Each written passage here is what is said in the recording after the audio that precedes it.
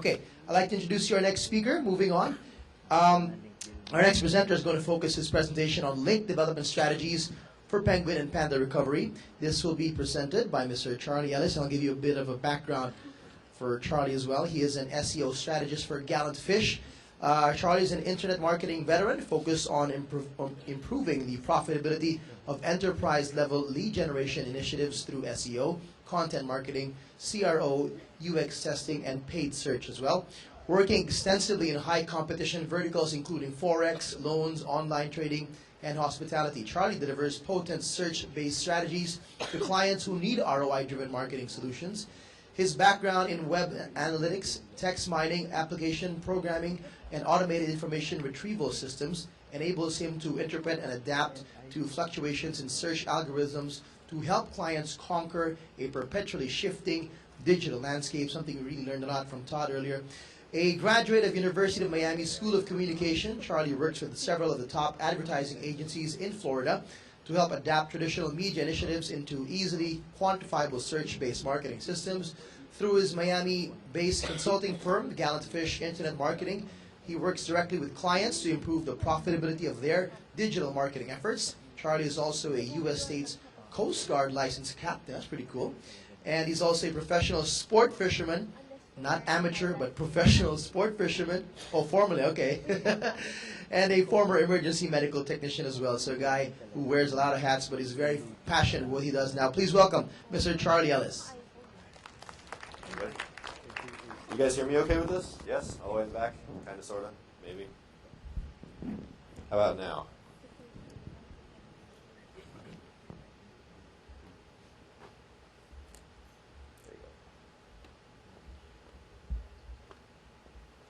Bear with us here. Cool. First of all, I just want to say, again, it's a tremendous opportunity and privilege to be here. This is my third time visiting the Philippines. Came all the way from Miami to be here, very much thanks to the IMAP crew. My career in search has been kind of an ongoing evolution. I hail originally from the very big ad agency world in the United States, dealing with very large enterprise clients and helping them basically spend a lot of money. So finding my way into SEO has been a journey of not only education, but also testing, trying different methods, trying different tactics, really seeing what works and what doesn't. And part of experimentation, which is a really cool thing in internet marketing as a whole, is that not only are we able to quantify the impact of our efforts, we're also able to understand very clearly what is and is not working. Part of this experimentation leads to pushing the envelope, and anyone who practices SEO regularly, when you push the envelope, occasionally some bad things can happen. So as you just learned a little while ago from Todd, Panda and Penguin were two very significant events which really changed the landscape of search and the way that companies are forced to market themselves through search engines themselves. We're getting there.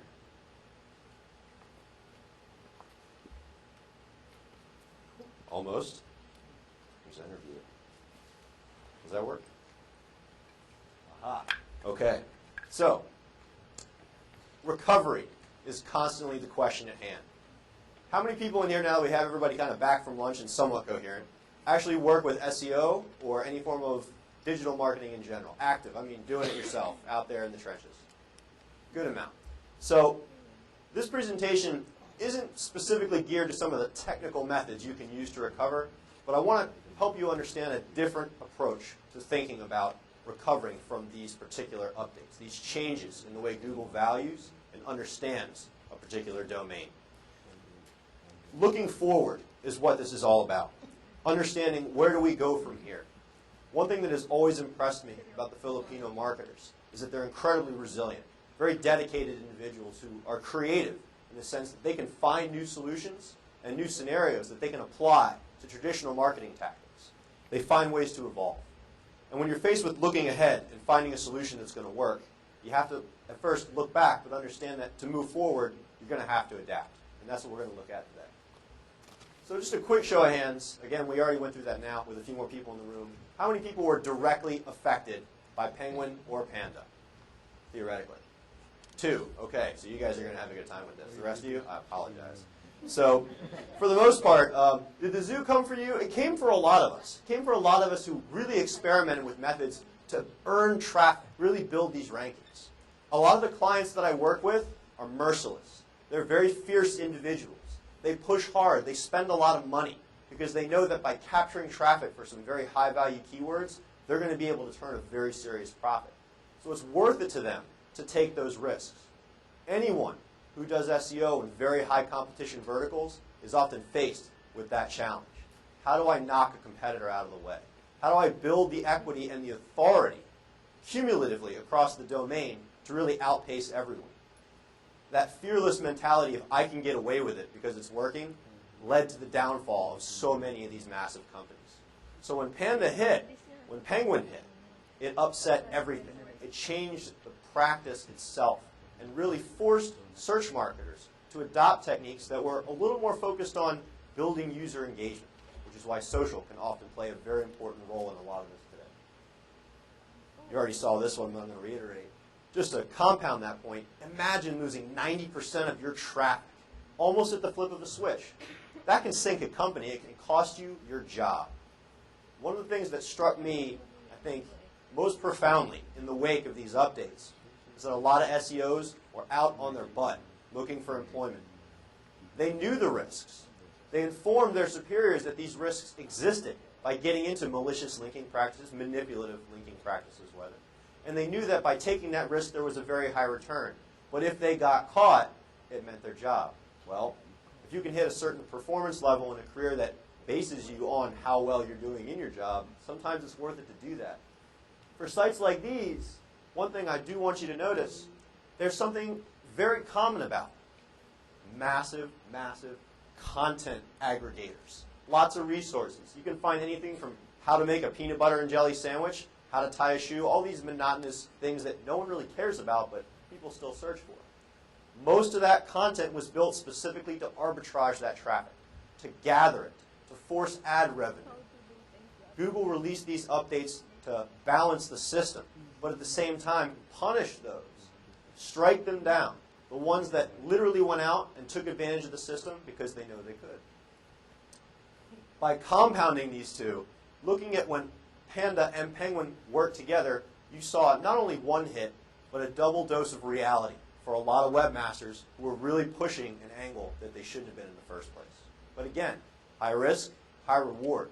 It's worth it if you can turn a profit. Staggering total losses on domains. That's your livelihood that can go down the toilet very quickly.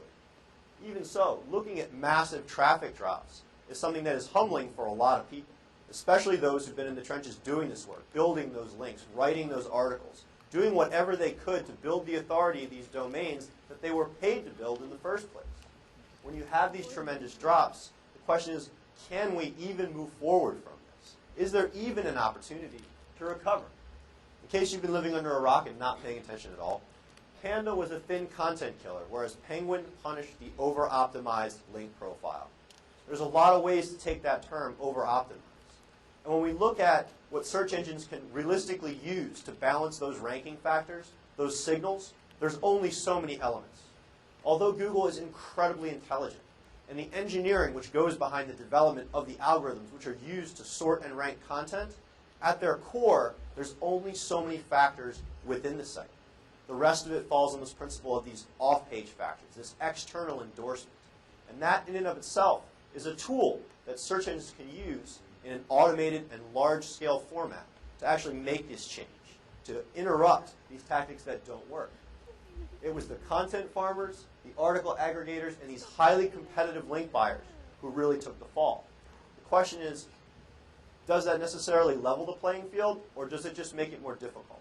Does it force creativity to try a little harder and to be a little more, well, leaning towards the black hat side to get away with things that you probably shouldn't be doing in the first place? It created tremendous upheaval in the SEO community about what was working. Why was it working? How far can we go to make these changes? And is it something that's going to come back and get us now that we know we're in a different world? You have to consider, are a lot of these sites that got punished or will be punished, and who knows what's coming next? Did they really deserve to rank in the first place? Were they actually providing that tangible user value that Google places so much emphasis on? When you think about, in context, how much of search really exists in the short tail, it's very small compared to the extent of long tail. That's all those large variations which occur over and over again in many unique forms. Those long tail variations, for the most part, compose a lot of that transactional language, also that informational language that tends to dominate inside a profile. When you go into Google Analytics and you look at your organic traffic segment, a couple of things that you notice, especially in that keyword report, is that most of the traffic that's going to bring you revenue, most of the traffic that provides those very engaged users, is very specific. Penguin was not targeted at the long tail. It was targeted at over-optimized links or domains that purchased these very large quantities of links or used and leveraged these over-optimized link profiles to gain traction for these short-tail terms that were so valuable in the market. When we really look at a search demand curve, one of the most important things to understand is that even though those top 100 keywords hold a lot of that CPC value, that's what we buy in AdWords on a regular basis. That's why we use modified broad match terminology to really capture the strength of that variation. Most of that long tail and chunky middle is what drives the conversion. So why release a penalty? Well, not a penalty. Why release an update that targets this when so much of this is what's being manipulated by these content farmers, by these aggregators who really built thousands upon thousands upon thousands of articles that really didn't deserve to get that organic traction in the first place? Well, article aggregators serve to do one thing and one thing only, and it was not necessarily benefit the user. It was to get traffic, to drive ad impressions, to get revenue from advertising, which is why when you looked at sites that got impacted, like ArticleSpace, for example, tons of ads. You can't get away from it. And even those ads they placed in context looked like content on the page. It was very deceitful. Part of the elements that we know Google used in launching Panda, or how to attract Panda, poor grammar and spelling errors, mainly because it's very easy to outsource content to other countries if you're in the US, and then ultimately get these articles back. You didn't need high-quality content. You needed content to fill the page that was loosely based around a specific keyword. Too long, too short, too vague, nothing on the page at all times 10,000. You guys use WebMD or any of these resources online to really look up medical conditions? If you've ever been sick or something like that, you may look for that symptom. A lot of those medical sites use that very thin content. Why? Because it's very relevant. It's hyper-targeted to the type of language you're using, but doesn't really tell you anything about how to make yourself better. It advertises medical products.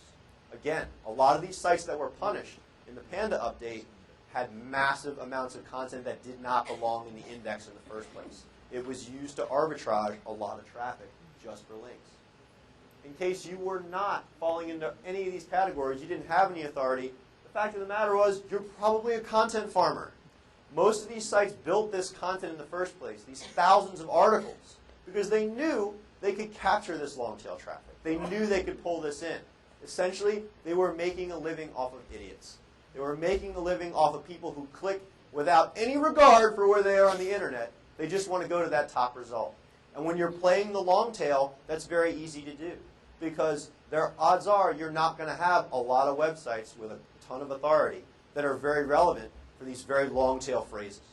In that sense, if you were diligent about keyword research, you could find areas of opportunity within those profiles and pinpoint users that you could harvest and ultimately drive to build engagement on the page and get more ads or clicks on your ads.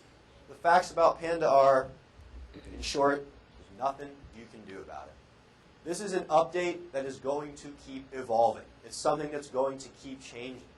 The more sophisticated it becomes, the easier it's going to get for them to understand what kind of content is performing. Again, emphasis is being placed on the user.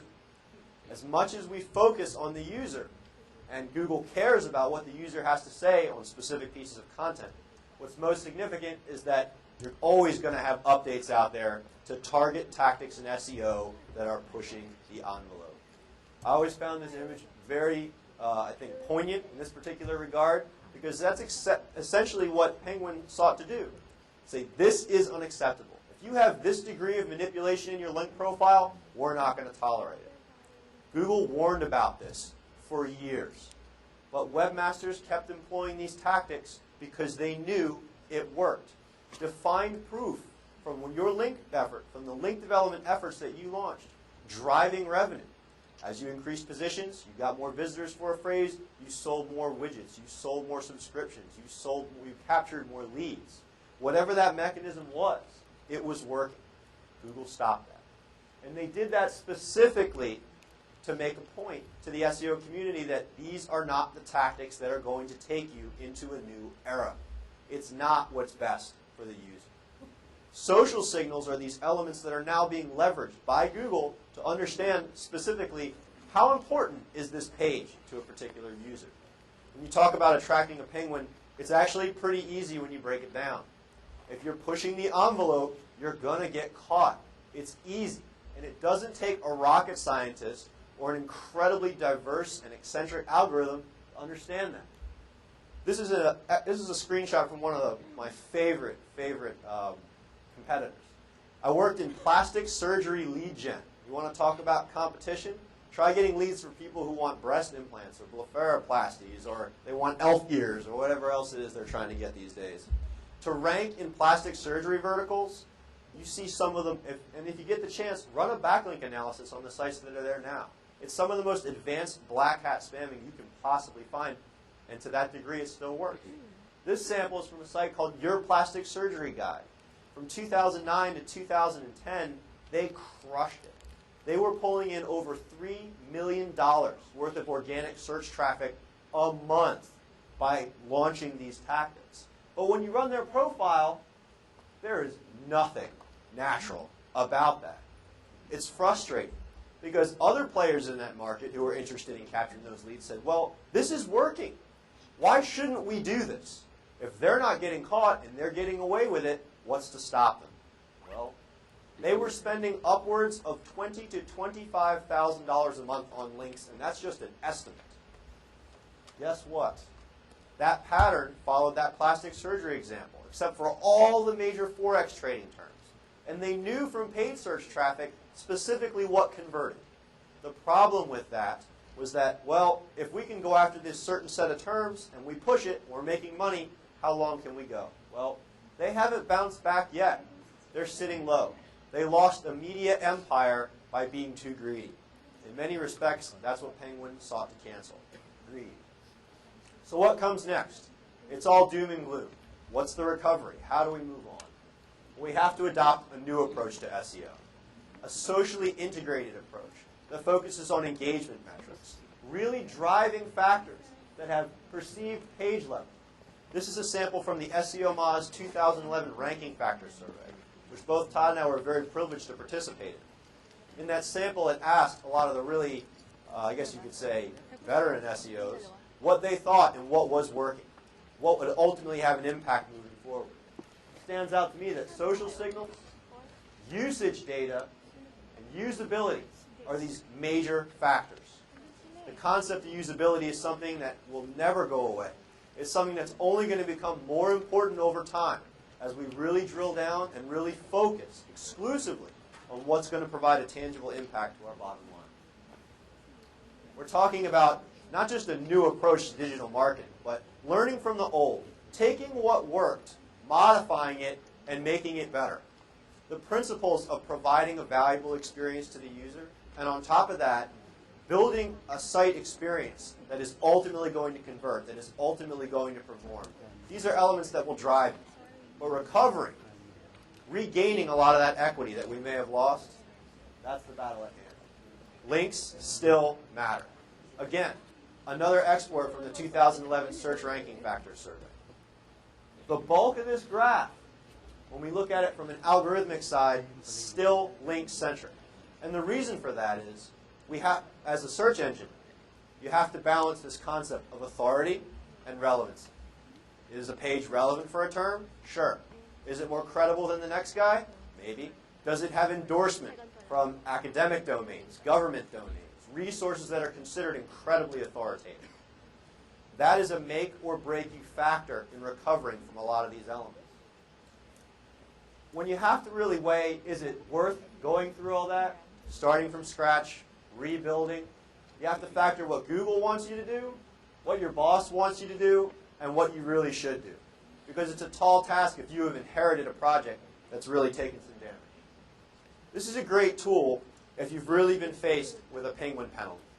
Remove them with something that was born out of necessity. It's an automated way to filter a link profile and identify problematic patterns, areas of exact match anchor text which are just a little too strong. It helps you conduct outreach. It grabs contact information. It helps you really build a starting point to start cleaning up that profile if that's, in the end, what impacted. What Google ultimately wants you to do, as much as they'll tell you, is focus on the user experience. Build an experience that's going to drive them down a priority path. Give them a reason to be involved and immerse themselves in this digital brand experience. That's a fairy tale that's blown somewhat out of proportion, because search engines are analytical. They look at these analytics, they look at this usage data, they move through a site very similar to the way a user does, but they look for these quality signals, these signals that are irrefutable in terms of engagement, but compounded by this external sense of authority. It's not something you can artificially create. It forces you to adopt techniques that put the user first and at the same time build this link-worthy content, naturally attract editorial citation. When you think about understanding what really makes a difference, Google wants you to have these tools. This is a snapshot from the visitor flow in the new Google Analytics. One of the most powerful tools that they give you to understand interaction points. This is kind of a build on the navigation summary, which is something they still have, but not quite as effective as understanding the funnels, the drop-offs, the actual action points. By following metrics like these, you start to get clues about what you can modify to make that experience through your site more efficient. What's going to get someone where they need to go. And more importantly, what content is most popular. When we think about a website's typical link authority distribution, it works something like this. Most people build links right up at the top with branded anchor text. They link to your homepage. They reference you in an article. Someone tweets about you. 9 times out of 10, it's that top level of the IA that builds the bulk of the authority. But it was all this, which is what came back and got you if you got hit by Panda. It was that superfluous content at the bottom of the architecture. Google perceives this content as a cascade of authority, focusing on how that link authority actually moves through the domain itself.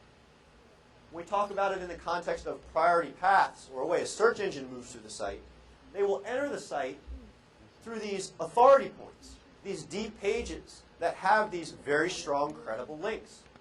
That's a tremendous opportunity if you're trying to rebuild authority within a content segment of your site that was damaged. If you manage to get rid of a lot of those pages that may have damaged you in Panda, this is a very effective tactic to actually rebuild that and build a foundation of authority deeper inside the domain. Is it difficult to build links to pages that may not have a ton of authority deep within the architecture of your site? Yes. But think about the resources that your audience would want. Find a way to integrate that into this pyramid. Find a way to integrate it into the IA, or information architecture, in a way that makes sense, but a way that's also going to attract that authority. Your boss wants solutions. They don't want theory. They don't want practical explanations. They want you to do something. What you'll probably do is balance time and money. What are your resources? Is it worth it for us to invest in copywriting? Is it worth it for us to invest in viral marketing, link baiting, developing infographics and rich media that's going to naturally attract this stuff? Absolutely. How many people use infographics for marketing in here? Anybody? A lot, right? That's a huge trending topic right now. Infographics are a phenomenal way to build engagement and attract links, principally because they're so damn long. It takes at least 30 seconds to read one, no matter who you are. Although you tend to see those engagement metrics aggregate on those pages, it's the links plus the engagement metrics that really make the difference. And if you have to factor, well, I've only got so much time and I only have so many resources, think about those creative mechanisms that you can employ to really drive that and to really make that happen. What you should be focusing on is a higher form of search engine optimization. Not just acquiring links, not just writing articles, not just doing keyword research. All of these factors have become updated responsibilities that marketers in general, especially in a search and social environment, have to focus on. Tremendous emphasis on accessibility. content strategy, community management. If you're able to build a community that is generating content for you and at the same time promoting you, building that momentum for your domain, those are the kind of tactics that are going to help you build that recovery faster than manually building content and starting from scratch. Again, this list is always changing. These are tactics. These are responsibilities that will always grow with time. But for the most part, all of them together is where SEO is headed. It's no longer just about picking a keyword, writing content, and building links to that page. It's this myriad of factors that are only going to get more complicated over time. The goal is to avoid things like Penguin. If you push the envelope, ultimately you're going to cross that threshold. If you avoid these updates by being careful in the way that you build authority, you actually give your users an opportunity to endorse you. You warrant, naturally, editorial citation from authoritative resources on the web. You're going to be able to avoid it, and you're not going to have to worry about recovery. You can't always blame Panda. You can't always blame these updates that are focused on targeting sites that push the envelope, that tried to beat the system. Let it ride. But be aware moving forward that you can't always duplicate old efforts. It's that evolved form of link development, content marketing, and engagement that's really going to carry you. Some of the most Panda-approved content tips I can really give you, pretty plain and simple. Jim Boykin, who's a very prolific SEO in the States, I'm sure you guys have heard of him recently, the one and only internet marketing ninja, made a very big point, especially in a lot of the link development that they do. When they build targeted content, they link that content out to .gov websites, .edu, .mil, .org, anything that has authority. As much as reciprocal linking has been killed, Google still follows those links. And if you can entrench yourself in a neighborhood of trust, for the most part, you're going to be okay. Use proper formatting and grammar. It sounds simple. And yes, it can be an arbitrary debate. But for the most part, the more coherent your language is, the more targeted that language is, and the more focused that language is, the more likely you are to build that foundational relevancy, and you won't have to focus on stretching. You can focus on really building something that has tangible value. Develop content that enhances your IA. Are you guys familiar with rel author? Heard about this? Pretty big update in SEO, right? Of course. Using that builds something called AuthorRank. It associates quality content that builds links with a specific author. If an authoritative author is constantly producing content and then they go write somewhere else, they carry that strength, they carry that authority. It's a great signal to tell Google, hey, I'm a writer. I developed this work that constantly gets academic citation, that constantly gets picked up in the mainstream press. This is me. This is my work. I'm not a spammer. I'm not a content farmer. Using those kinds of protocols helps the search engine understand that you're legit. It helps them build credibility for you. Helps them understand that you have something practical and valuable to offer. If you manage a team of writers, make sure everyone's using it. It's an almost guaranteed way to make sure that you're going to develop content that will survive whatever update comes our way next. In terms of Penguin-approved link building, content marketing is where it's at right now. Marketing with infographics is a huge tactic that is working because it builds a diversity. It builds diversity in that link profile. It builds unique linking domains, and it gives you something that you can market proactively to people within your niche. If you develop infographic content and you are a niche site, the odds of other niche sites picking that up who are actively talking about that particular form of content is very high. Targeted content is going to serve you more effectively than anything else. The question that I get hit with all the time is, well, we spent all this money on these infographics. How do we get it out there? We don't have 30,000 Twitter followers. We don't have 5,000 fans on Facebook. There are solutions for that. You can drive targeted traffic with things like Paid Stumble Upon. You can use Facebook ads to drive people to targeted content. Don't be afraid to pay to get that initial momentum. Not everyone is a social media guru. Not everyone's going to have those established accounts. But you can at least build that initial momentum. You can catalyze those results by actually forcing that and driving it, or rather supplementing, with a little bit of paid traffic. Building content partnerships, again, an old tactic, but it works. Invest in quality infographic development, develop white papers, focus on conversion rate optimization. Again, all metrics that are going to help you really drive an engaging user experience that's ultimately going to build what Google is really looking for in your site. A competitive advantage you can pull by leveraging analytics and building something, again, that is better than the next guy. You don't have to be the best. You just have to be better than that competitor you're going after. I made it mad. What do you think?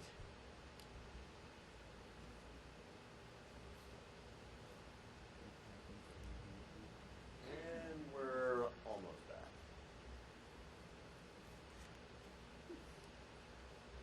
Or we can stare at a blue screen for a while. It's relaxing. Not that you guys need to relax. Half of you are asleep. It's all right.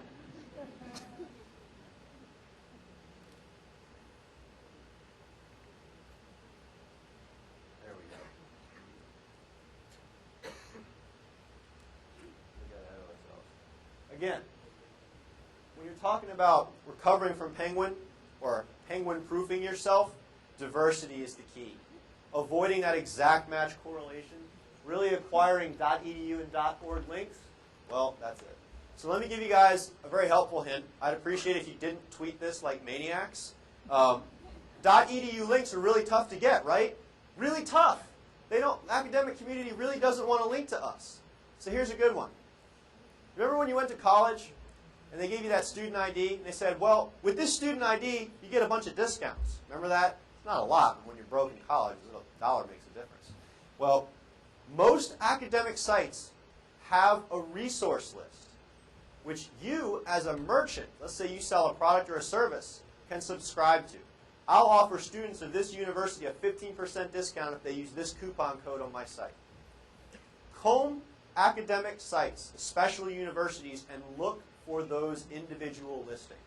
If you find a listing on that site and you can submit to that, that's a guaranteed way to get an EDU link. If you sell products online, if you're an e-commerce retailer, you absolutely need to be doing that. That's a tangible way to get EDU links very quickly. And if you're in the digital world, most universities offer that to all of their students. It's easily accessible. You can find a lot of that from student resources in most academic sites. Starting discussions and building those within the domain makes a huge difference. Forums are great for that. Blog commenting is great for that. Transferring a lot of this engagement and interaction which takes place on Facebook and bringing that within the domain itself will actually make a very tangible impact. Invest. Oh, I think we hit that one already, right? Yeah. Do not do these 5 things. Don't buy any more dumbass links. It doesn't work. It's not going to help you. It may work for a little while, but getting 500 directory links, spamming somebody's blog for an individual comment with a piece of anchor text, it's not where things are going. These are patterns that are going to come back and get you. If you're going to invest in link development, you might as well invest in the copy development, which is going to earn that editorial citation naturally. It's one of the hardest things to get big companies to do, write regularly. And that's largely because they have very significant legal restrictions. A lot of my Forex clients are ruled by compliance, as they can't say anything promotional about themselves. Very difficult to develop content for that. But again, if you develop resource guides, you develop content that naturally attracts those links, you're going to build that diversity naturally. And that's exactly what the search engines want you to do. In terms of content creation, for Panda, you can get away with stuff like this. Very simple. Header, a little bit of copy, that's it. If you build that in bulk today, it's just going to get discounted. Building meaningful content within the page is what's actually going to make a difference. It's what's actually going to build those engagement signals that Google is using to understand whether or not your domain is worth that second glance, whether you deserve that traffic for the long tail or the short tail in the first place. Afterwards, building authoritative pieces of content and linking out to authoritative sources will make a big difference. Again, develop content that is full-bodied, that is very engaging, compelling, valuable, and is likely to build that external editorial citation. Before Penguin, you could get away with all kinds of link development stuff. Building links out of proportion, all over the place, inequality. Quantity and quality mattered, but if you could continually build the momentum of a profile so that it was constantly growing, constantly churning, for the most part, you could get ahead. Not quite the case anymore. This is a snapshot from Majestic SEO Citation flow. Majestic SEO is a phenomenal index because they pull a much larger sample of the web than SEO Moz's Linkscape. Their new citation tool enables you to really understand the correlation of trust in that content. You can compare the power, I guess you could say, the trustworthiness of your link profile to the leaders in your market. You can then do a cross-comparison within that and understand the types of links that they have that you don't. That'll at least point you in the right direction of where you need to go to get those trustworthy links. Focusing on, again, educational, government, stuff like that, it's going to make a huge difference. Be prepared for the next wildlife attack. We don't know what it is, but the goal of your site, define that conversion process. Make sure you have a model from start to finish. Most people set out to build sites without goals. They know they want traffic, they know they want to sell something, or they want to capture leads, but they very seldom take the time to really engineer that process from start to finish. Make sure you can scale copywriting, that you can scale link dev, that you have those fundamentals in place, the elements that you need to build an engaging web presence that's going to stand the test of time. That's what it's about. If you take shortcuts, ultimately, it's going to come back and get you, and it's not going to be good. Never discount usability. Google can see into your site very effectively. They can truly understand the depth of engagement. Make sure when you go through the process of usability design that you are able to understand the actions you want those users to take. Think about how much time you want them to spend there. And then think about how those pages would benefit if they were actually able to capture that traffic. When we do usability testing at the enterprise level, one of the great things that we do is dump paid search traffic on there. Paid search users don't tend to engage quite as well as organic visitors, but it helps us get a sample before we take that live, and it helps us to really understand in a multivariate environment what actually is going to work in the real world. It can save you a lot of time and money if you experiment ahead of time with a paid traffic channel as opposed to going through the process of designing something, building that equity over time, and getting there and finding out it doesn't work. Again, it's about making sure you have that conversion process, those priority paths for your users to follow. Create content that thrives. We did an infographic for an agency in Boca Raton, Florida, called The Marketer's Guide to Pinterest. This was an incredibly effective infographic. It got featured on Mashable. I don't know why that's not working, but it actually got well over 2,000 pins, and I encourage you to check it out. When you build infographics, another great way to stretch those, to really get more life out of them, you can build videos out of those. If you Google Marketer's Guide to Pinterest, the first result you're going to get is that video. And it was a video that we made out of an infographic. When you respond to trends that are really percolating in an industry, when you go after trending topics, getting the mileage out of your content marketing is what it takes. Making videos builds engagement. Bringing that within the site builds engagement. Building infographics gets that diversity in your link profile. Engagement plus diversity in your link profile plus strong usability is a win-win. And it's something that will proof you for just about any update that happens to come your way. Make sure you're using a variety of tools to check the quality of the links that you're earning. If you're doing this naturally, it's not as much of a big deal. If you're very aggressive in the types of links that you acquire, you have to be diligent about this. This is a snapshot from Ahrefs, which is a newer link development or kind of link analysis tool on the block. But the depth of data it provides is very strong, and it provides you tremendous clarity as to the quality of your link profile.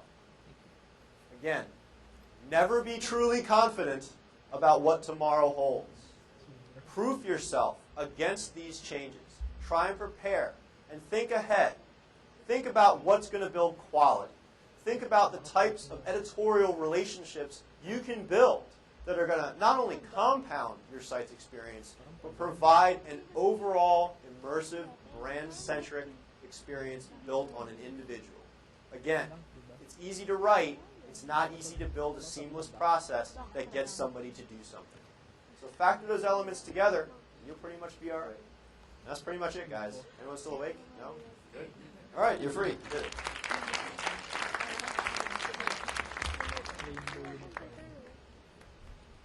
All right, thanks, Charlie. Have a seat there.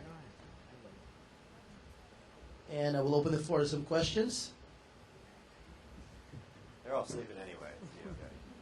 And there's a lot of, wow, look at a lot of people there running out of seats. I guess you can sit on the floor. like how we used to do it 10 years ago, before there was reserve seating. Here we go. Sir, yeah, go ahead. I'll give you this mic. Infographics are fascinating because there's production values there in terms of how you visualize a complex piece of sort of flow, and then there's the content of the infographic. What do you find working better, good-looking infographics or infographics that are crammed full of statistics? You know, the answer is better looking and not so data heavy.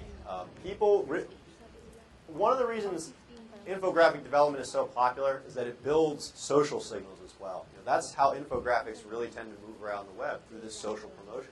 But they do serve an SEO purpose. The goal there is, well, if we make something that's so data heavy that it scares away half the population we're targeting, is that really going to get your money's worth? You have to find a very tangible balance between those things. Because it's easy to make something that's pretty. It's very difficult to find something that has tangible value. You've got to focus on something that has an educational premise to it, something that is informative, but at the same time is enlightening. One of my favorites was an infographic that circulated not too long ago. It was called "Sitting is Killing You."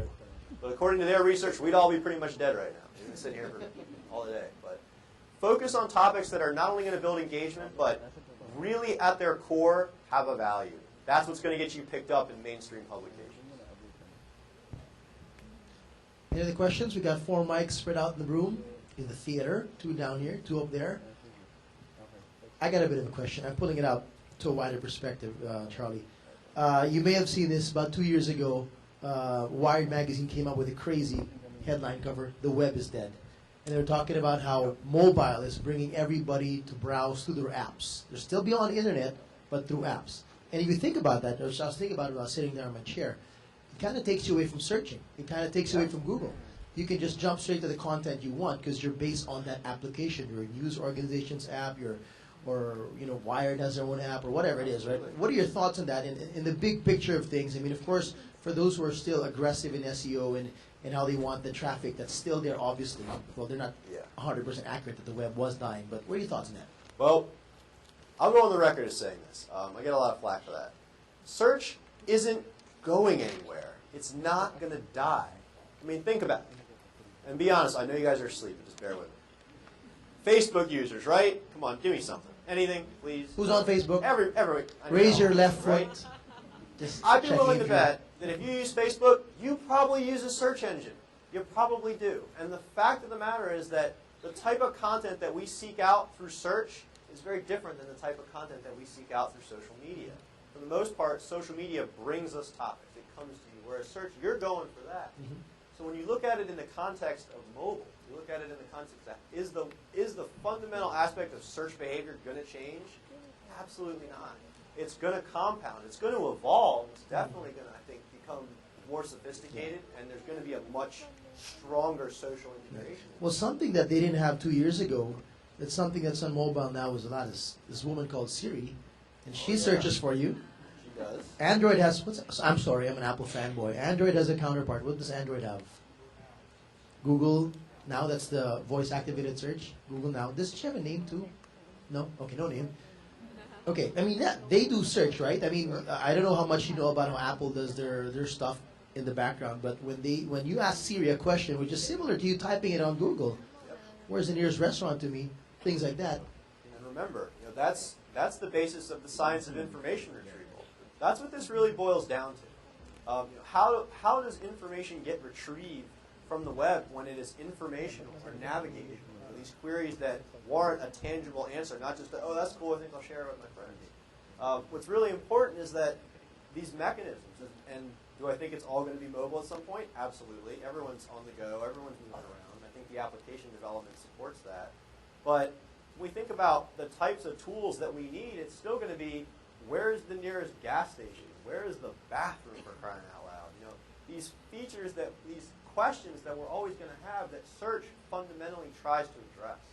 And as the science of information retrieval gets more advanced, it gets more sophisticated, as these algorithms develop to basically lean towards that artificial intelligence side, you're still going to have, although automation in search, it's still going to exist to a medium. And the content that you produce, as whether you sell something online, whether you are providing the answers to those questions, that's still going to need to be set up or optimized in a manner that those tools can find you. Right. So that process is always going to exist. It's just going to be a different form. Would it be harder for you guys to figure them out, considering how closed Apple is? I don't know about You know, Google; they're a little bit more open. I think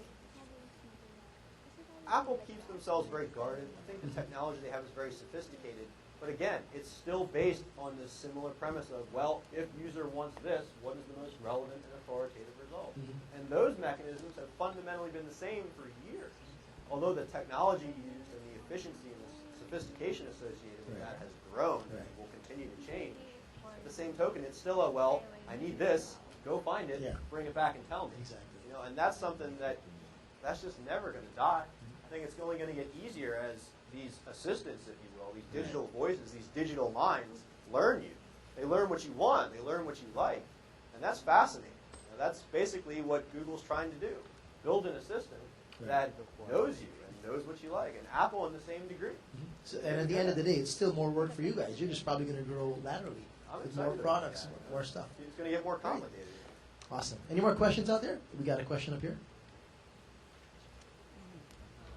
Hi, I'm Jay Baratilla. In regards with the social media takeover, there were rumors or talk in the webmasters forum that maybe the web search would soon be integrated with the social media like Facebook. Like if Facebook and Bing is being integrated somehow. So do you think there will be a probability in the near future that the user would opt to use their Facebook in searching? You know, I think it's a very astute question, and I think that to some degree, search will find its way into our social applications more prominently. At that same token, Google is an aspect of our lives. It understands more about how you think and what you like and where you go online, and that's just not something that's ever going to be replicated by Facebook. That's not something that Twitter is going to necessarily be able to give you. I think search will always exist independent of social, but there will be a bit of a consolidation. And it will be search ultimately learning more about you and what you like through these social mechanisms, these social signals. And remember, you know, from what we understand so far about the mechanisms and algorithms that Google uses to understand what we like, it's still driven by this very intricate blend of links across the web, this web of editorial citation.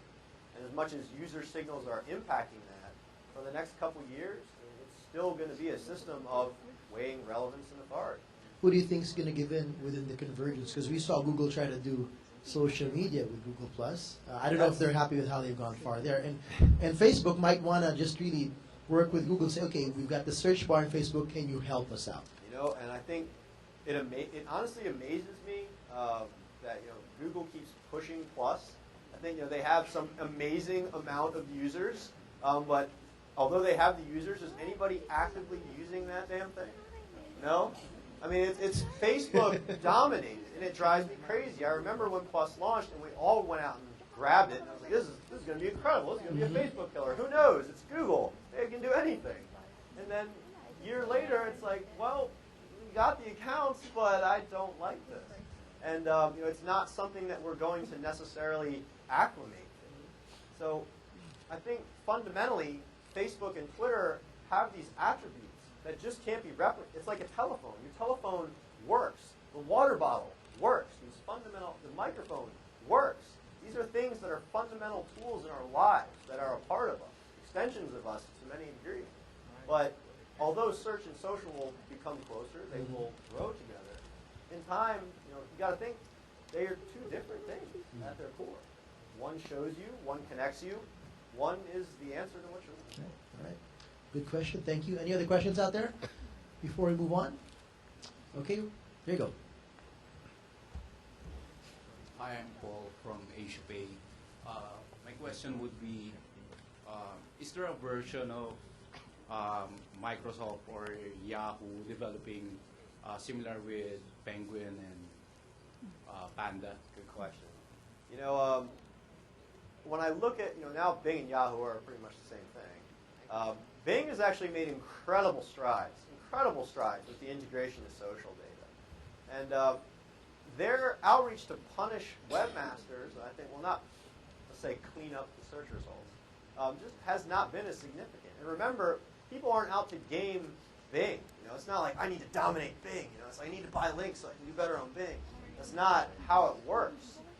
The market share of Google is so tremendous and always growing. I think that it would be very counterproductive for Bing to go out and say, all right, well, we're going to release an update of our own just to do this and prove the point that we can. There's no need. You know, most people don't adopt and use the search results on Bing as much as they used to.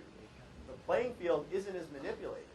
But it's partly, and to that degree, they may very well need to do some form of regulation, because if you looked at Bing results for a query that you just put into Google, remarkably different. Why is that? You know, and how do you really define what is that best or that ultimate top 10 value? You know, will there be a Bing update that challenges SEO and challenges the way social gets perceived? I think so. Well, we're still a ways away. What are the, give us a landscape of what it's like. A 1 out of 10. How many are on Google? How many are Bing? How many are in terms of usage when they want to go search something? Market share? Yeah. Oh man, I think the latest ComScore estimate was like 83 or 84% to Google or something like that, if not higher. I can't remember what there was a Q2 one they just did, but I mean it's massive. It's not going to shake. It's not going to change. I mean when you've got upwards of 80% market dominance of a product, look at Facebook versus Google+. Facebook owns social networking. They do. You don't hear MySpace anymore now, do you? You don't. It phased out because there was something better. So unless something better comes along that wins the hearts and minds and changes our fundamental behavior and the way we look for things, I don't think that's going to go away. All right. Any more questions? One hand up there. Go ahead. Mike's right next to you. Her first, and then we'll get that last question up there. Thank you. Hello, I'm Charlotte from Citibank. Here in the Philippines, I'm guessing most of the companies are tapping agencies or third-party entities to actually do search engine optimization or social media advertising services for them. Can you share in the United States or in other countries, what are the controls, for example, that corporate clients can have to make sure that our partners or our providers actually are compliant, or they we make sure that those that we tap protect us also from Panda or Penguin. So can you please share some of the controls and Absolutely. practices? And this, I've worked with a lot of different agencies in a lot of different verticals. And here's the one thing that always makes me furious. Lack of communication. You know, agencies will come on very strong. And great with sales, great with pitching, great at really presenting what they can do. You can define an agency's potential. You can define an agency's resourcefulness and their capability by asking them to demonstrate analytically what they've done in the past. Any agency worth their salt on the search side should be able to say, here's the analytics of a case study. Here's what we did for this client. Here's what worked. As a client, if you're considering getting on board with an agency, make sure you have command of those analytics. And make sure you're able to define those KPIs very quickly. An easy way to do that. SEO Moz makes a tremendous web application. It's very easy to track SEO results through that. Tools like SEMrush, which shows you growth of your domain over time. Another great tool to check what your agency is doing. Using a lot of these analysis tools helps you to understand, but when you engage an agency, the first thing you should do is, what kind of reports are you going to give me? What kind of information is that going to contain? How are we going to benchmark success? And this is what I want to see. How are you going to achieve that? Those are quintessential questions that if you answer off the bat, you're going to be able to really shake the fakers out there. And that's something that not a lot of agencies can do, because they sell it, they don't necessarily know how to do it. So make sure, I think the number one piece of advice I can give you to answer that, in terms of a control to really check what your agency is doing, establish a reporting protocol that literally strikes at the heart of what they're doing. Make them show you how their efforts are making you money. If you're just paying them money and they're like, hey, you did this, you got this many tweets, you're ranking number 3 for this keyword that nobody cares about, that's not worth it. Really find a way to help them make you profitable. That's what it boils down to. Good answer. Thank you. Our last question from, is that the same person, or this one's, yes, yeah. Go ahead. Up there, up there. It's working. I can hear it. Okay. There was an interesting idea about getting paid traffic to do testing for UX. Sure. So I was just wondering, like, 'cause, you know, you've never done anything like that before. How do you know whether it's successful? How do you measure it? Because you can't exactly talk to these people and ask them what their experience is. That's true. So, you know, how do you measure what, you know, whether it was successful, or what is it about the website that you changed? How do So you there's track two that? there's two phenomenal ways to do that. Number one, Google Analytics. Within Google, it's a no-brainer, but within that, using the content summary, the navigation summary, and visitor flow, you can very clearly identify how a particular traffic segment is behaving. And that's something that can really help you say, well, if I brought in these particular users within this keyword set, and I want to see whether they bought a product or whether they bounced or what they did there, you're able to build those funnels. The funnel tools that Google now provides to their analytics are very easy to set up. It enables you to understand the path that they're following, where they're dropping out, gives you a full depth of data to that user experience. So you can interpret whether or not they're completing the actions. And that's the whole point of usability. Making sure that I'm building an experience that enables a user to take specific actions. So you can check that in the analytics. Number two, if you're not using this, ClickTail. ClickTail is awesome for that. You can follow the mouse of a user and set up experiments for every single page on your site. Get heat map tracking, click distribution density, all these great little gadgets that help you to really drill down and see whether or not the landing page or the path that you've established is very effective.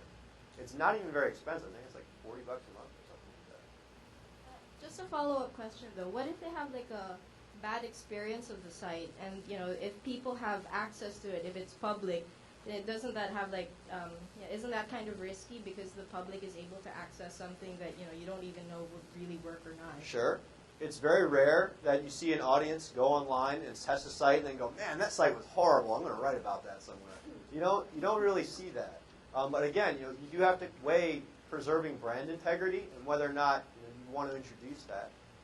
The content experiments in Google Analytics enables you to do that in a very passive way. It used to be Google Website Optimizer, which was kind of the multivariate tool we used for a long time. But content experiments is a much more subtle way to introduce that, and it introduces it with just a very limited segment of that traffic population. So you can do it without really exposing it to everybody, and you can narrow it to just a very specific field of people. But if you really explore that tool, I think that that sounds like it's going to be the best value for you, just because it's really going to enable you to identify how a particular audience behaves without opening it up and jeopardizing the integrity that you built with the existing site. Thank you. Yep. Thank you. And last question down here. Yeah, my name is Marvin from digitalmoss.com. My question is, what are the right things to tell the client, like how we're going to measure the search engine optimization efforts for them? Like, is it in traffic? Is it an increase on rankings?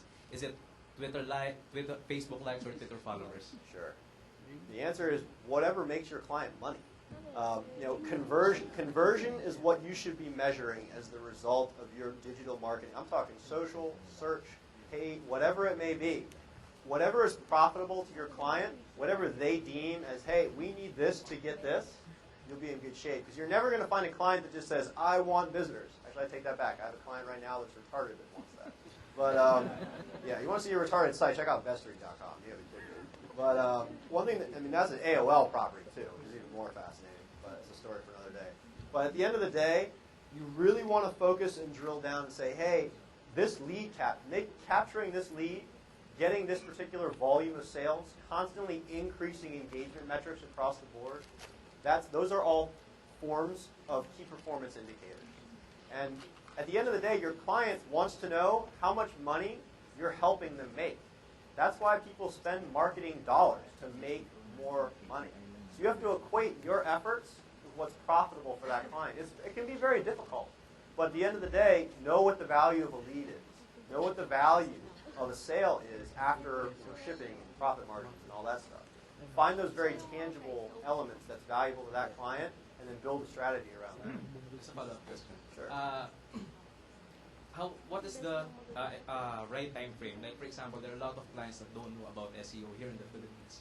Like, there are big companies, big brands, but they don't really have the experience when it comes to SEO. So the main question for us, like agencies or providers of SEO or SEM, are, how long should they expect? Where where the money to come from, or the ROI to get them. You know, if you have a client that wants results immediately, paid search is where it's at in terms of lead gen or product sales.